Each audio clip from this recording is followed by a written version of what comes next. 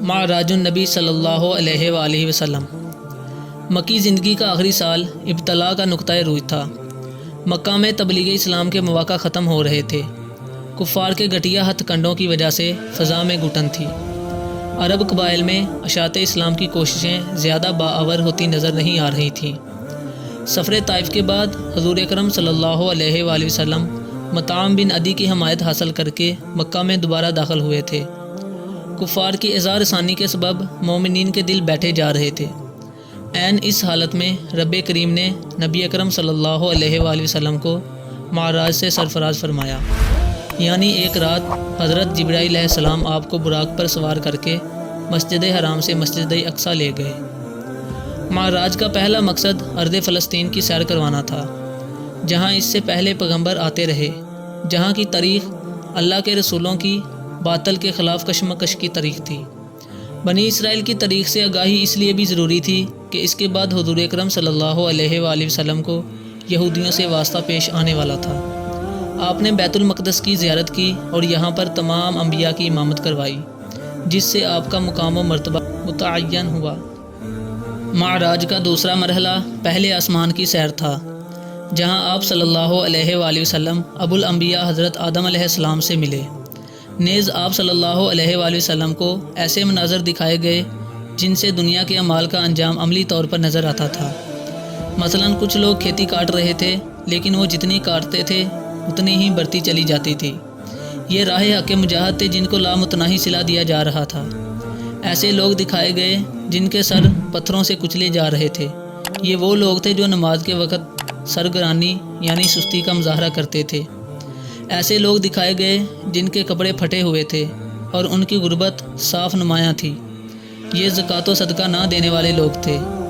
ایک شخص لکڑیوں کا گٹھا اٹھانے کی کوشش کر رہا تھا، جو اس سے اٹھتا نہیں تھا، لیکن وہ اس میں 2 لکڑیاں اور ڈال لیتا تھا۔ یہ وہ شخص تھا جس سے پہلی ذمہ داریاں اٹھائی نہیں جا رہی تھیں، لیکن وہ اور ذمہ داریاں اٹھاتا جا رہا تھا۔ زبان کے بے جا استعمال کا انجام اس طرح دکھایا گیا تھا کہ چرب زبان مقرر جو غیر ذمہ دارانہ تقریریں کرتے تھے، ان کی زبانیں کینچیوں سے کاٹی جا رہی تھیں۔ ایک بیل دکھایا گیا جو ایک سوراخ میں سے باہر نکل آیا لیکن واپس نہیں جا سکتا تھا۔ یہ فتنہ تھا جو زبان سے برپا کیا جاتا ہے، لیکن اسے سنبھالنا مشکل ہو جاتا ہے۔ تانا زنی کرنے والوں کو اپنا گوشت کاٹ کاٹ کر کھاتا دکھایا گیا تھا۔ سود خوروں کے پیٹ سانپوں سے بڑے ہوئے دکھائے گئے۔ پیٹھ پیچھے برائیاں کرنے والے تانبے کے ناخنوں کے ساتھ اپنا منہ اور سینہ نوچتے دکھائے گئے۔ زنا کاروں کو اپنا گوشت چھوڑ کر سڑا ہوا بدبودار گوشت کھاتے دکھایا گیا۔ سفر معراج کا آخری مرحلہ سدرۃ المنتہا کے بعد شروع ہوا، جہاں حضرت جبرائیل علیہ السلام بھی ساتھ چھوڑ گئے اور بارگاہ جلال میں آپ صلی اللہ علیہ وآلہ وسلم تنہا ہی گئے۔ معراج کے تحائف میں 5 وقت کی نماز، سورہ بقرہ کی آخری 3 آیات اور رمضان مبارک کے روزے تھے۔ یہ بخشش اور قرب الہی کا راستہ تھا۔ معراج سے واپسی پر آپ صلی اللہ علیہ وآلہ وسلم نے بیت المقدس میں ایک مرتبہ پھر انبیاء اکرام کی امامت کروائی۔ اپنی چچا زاد بہن ام ہانی کے منع کرنے کے باوجود ابو جہل سمیت تمام کفار کو روح داد معراج سنائی۔ انہوں نے ایک فتنہ برپا کر دیا۔ مسلمانوں کو بھی جا کر کہا کہ تمہارا نبی کہتا ہے کہ وہ مہینوں کا سفر بیت المقدس ایک رات میں طے کر آیا ہے، اب تمہارا اس کے بارے میں کیا خیال ہے؟ بہت سے مسلمانوں کے ایمان ڈاواں ڈول ہو گئے۔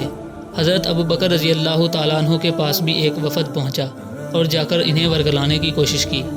ان کا جواب یہ تھا کہ اگر واقعی محمد صلی اللہ علیہ وآلہ وسلم نے یہ واقعہ بیان کیا ہے تو یقیناً سچ ہے، کیونکہ میں تو روز ان سے آسمان سے آئے ہوئے پیغام سنتا ہوں اور ان کی تصدیق کرتا ہوں۔ اسی پر بارگاہ رسالت سے آپ رضی اللہ تعالیٰ عنہ کو صدیق کا لقب ملا۔ حضرت صدیق اکبر رضی اللہ تعالیٰ عنہ کی ہی ایک تدبیر سے مخالفت کا طوفان تھم گیا۔ مجمع عام میں سے آپ صلی اللہ علیہ وآلہ وسلم سے سوال کیا گیا کہ آپ نے بیت المقدس دیکھا ہے تو اس کا نقشہ بیان کریں۔ نبی کریم صلی اللہ علیہ وآلہ وسلم نے اس طرح نقشہ بیان کرنا شروع کر دیا جیسا کہ بیت المقدس آپ صلی اللہ علیہ وآلہ وسلم کے سامنے ہو۔ کفار کے علم میں تھا کہ محمد صلی اللہ علیہ وآلہ وسلم اس سے پہلے کبھی بیت المقدس نہیں گئے، اسی وجہ سے ان کی زبانیں بند ہو گئیں۔